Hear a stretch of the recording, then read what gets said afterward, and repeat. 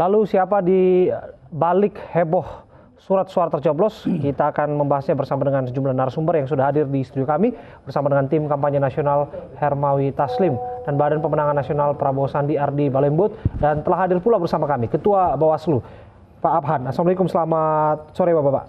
Assalamualaikum warahmatullahi wabarakatuh. Selamat sore. Saya ke Pak Abhan terlebih dahulu. Pak, anggota Anda ikut hari ini berangkat ke Malaysia. Kami ingin tahu informasi terbaru dari sana. Jadi kami semalam kan sudah koordinasi dengan KPU RI dan kita kompres bersama.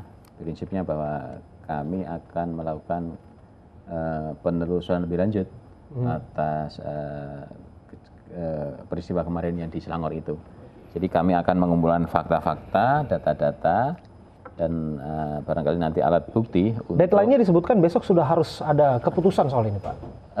Secepatnya pokoknya. Prinsip kami secepatnya untuk bisa tim ini mendapatkan fakta-fakta, kemudian kami akan mengkaji dan kami nanti dengan satu rekomendasi seandainya itu terbukti kan gitu. Baik, saya ke Bang Taslim. Bang Taslim, Anda di TKN, Anda juga di Nasdem. Bang, harus dijawab soal tudingan bahwa ini adalah skenario yang disiapkan oleh kekuasaan yang ada afiliasinya dengan partai Anda, Partai Nasdem, yang mana yang tercoblos yang paling banyak adalah caleg Partai Nasdem Dapil 2. Iya, ini semua kan baru dugaan. Tadi Pak Aban juga bilang sedang menyelidiki. Di pemilu ini kan ada aturan mainnya. Kita sudah berprinsip, kita ingin menyelenggarakan pemilu yang terhormat dan bermartabat.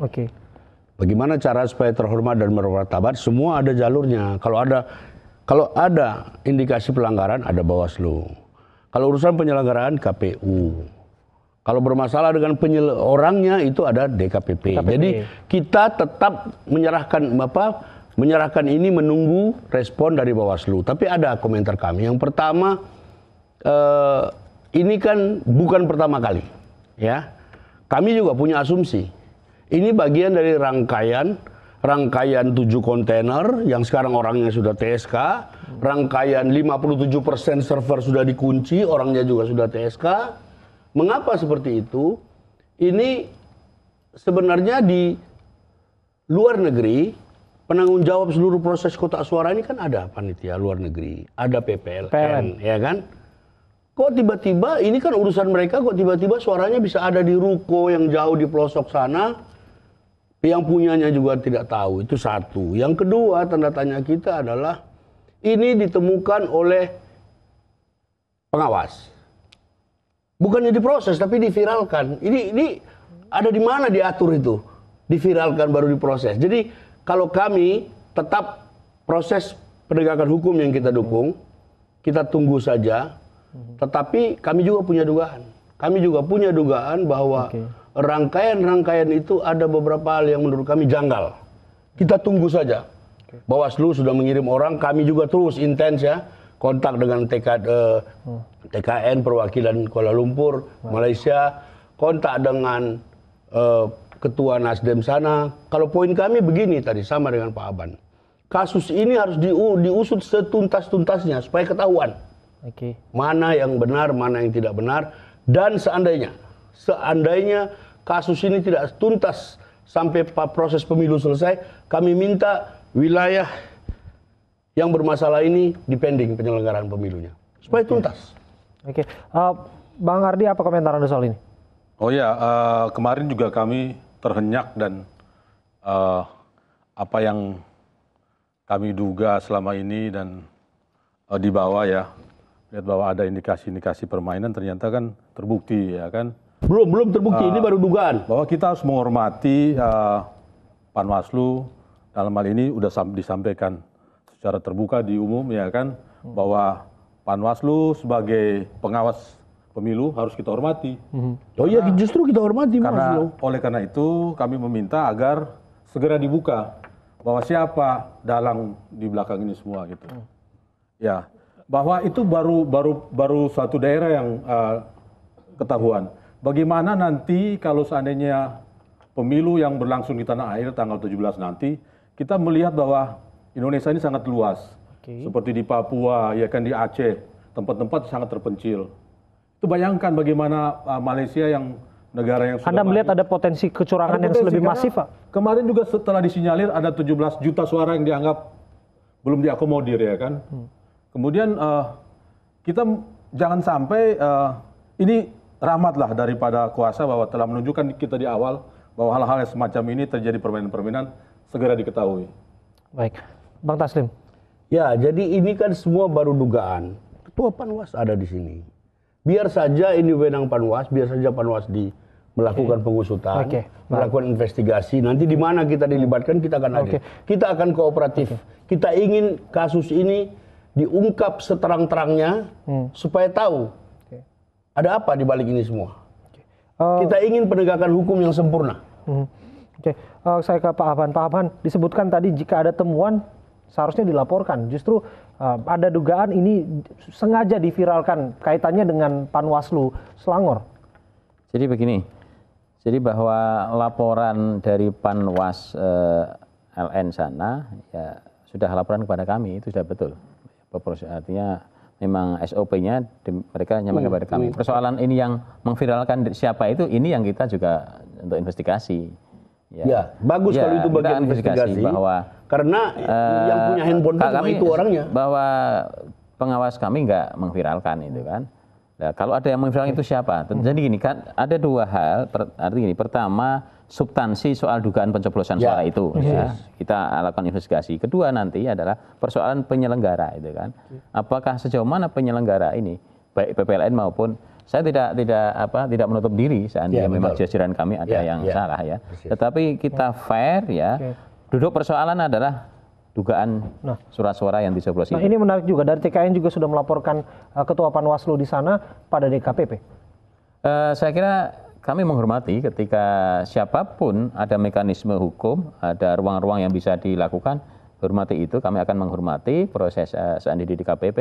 Ya karena itu wilayah kode etik adalah wilayah DKPP, sekali lagi kita hormati, kami akan mengikuti proses di DKPP.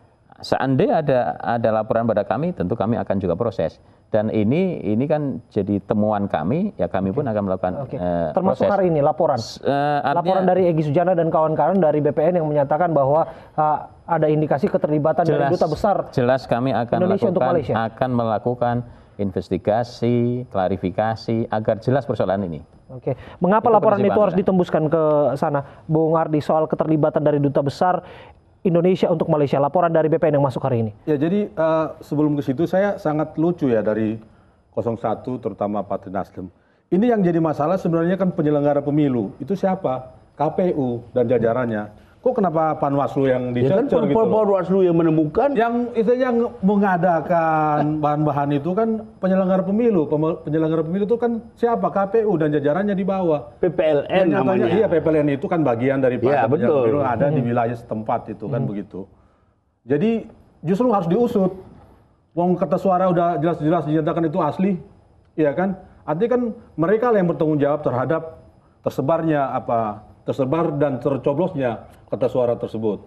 Nah, artinya patut diduga, dugaan itu harus diarahkan kepada penyelenggara pemilu, jangan dibalik-balik kan gitu.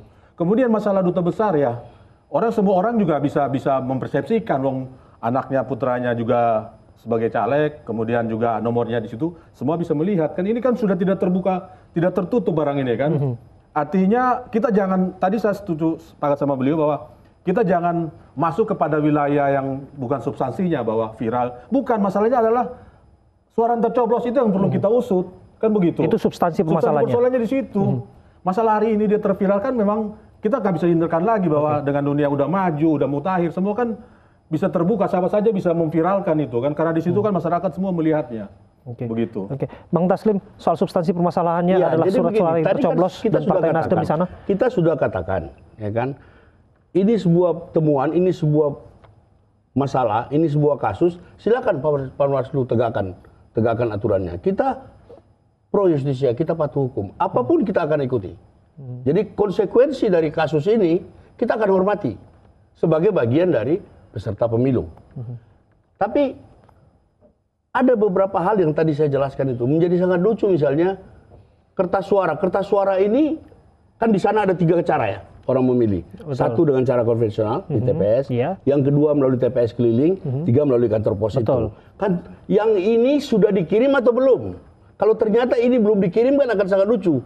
Bagaimana perasaan orang yang menerima kertas suara kalau ternyata dia terima sudah dicoblos. Jadi itu bagian dari pertanyaan kami. Itu makanya kami juga mendukung seluruh proses investigasi, mendukung seluruh proses kerja Bawaslu untuk diusut setuntas-tuntasnya agar semua menjadi clear.